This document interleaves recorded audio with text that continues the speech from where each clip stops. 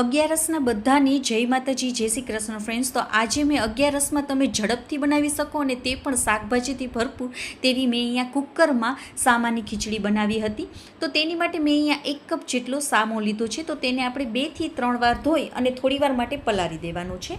હવે મેં અહીંયા થોડા શાકભાજી લીધા છે. જે પણ શાકભાજી તમે ના ખાતા હોય ને તેને તમે સ્કીપ કરી શકો છો. તો મેં અહીંયા એક ગાજર લીધું છે, તેને ઝીણું સમારી લીધું છે. સાથે મેં અહીંયા અડધી દૂધી લીધી છે, તેને પણ ઝીણી સમારી લેવાની. સાથે એક મીડિયમ સાઇઝના બટેકાને ઝીણું સમારી અને તેને આપણે પલાળીને પાણીમાં રાખી દઈશું, જેથી કરીને તે કાળું ના પડે. એક મોરું મરચું લીધું છે, તમે આની જગ્યાએ તીખું મરચું પણ લઈ શકો છો.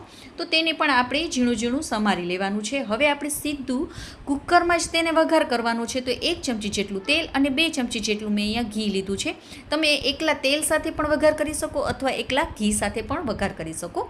તો હવે આપણે આ તેલ અને ઘી ગરમ થઈ જાય ને એટલે આપણે અડધી ચમચી જેટલું આખું જીરું નાખી દઈશું. સાથે મેં અહીંયા અડધી કપ જેટલા મેં અહીંયા મગફળીના બી નાખેલા છે. તો તેને આપણે થોડી વાર માટે ઘી અને તેલમાં સતળાવા દઈશું. સાથે એક મીડિયમ સાઇઝનું ટમેટું નાખી દીધું છે અને સાથે મેં અહીંયા હળદર અને જરૂર મુજબ મીઠું પણ નાખી દીધું છે. તો ટમેટું ગળી જાય ને ત્યાં સુધી આપણે તેને કૂક કરવાનું છે. જે પણ મસાલા તમે આમાં ના ખાતા હોય ને વ્રતમાં, તે તમે આમાંથી સ્કીપ કરી નાખજો. તો એકદમ સરસ એવું આપણે ટમેટું ગળી જાય ને પછી આપણે જે પણ શાકભાજી આપણે જે સમારેલા છે ને તે બધા આમાં આપણે નાખી દઈશું. બટેકાને આપણે પાણીમાંથી નિતારીને નાખીશું. તો બધા શાકભાજીને પણ હવે આપણે 1 થી 2 મિનિટ માટે સતળાવા દઈશું. એકદમ સરસ ટેસ્ટ આવે છે, શાકભાજીથી ભરપૂર છે. તો તમને ખાવાની પણ મજા આવી જશે અને ઝડપથી પણ બની જશે. તો તે પણ એકદમ સરસ એવા જો સતળાઈ ગયા છે.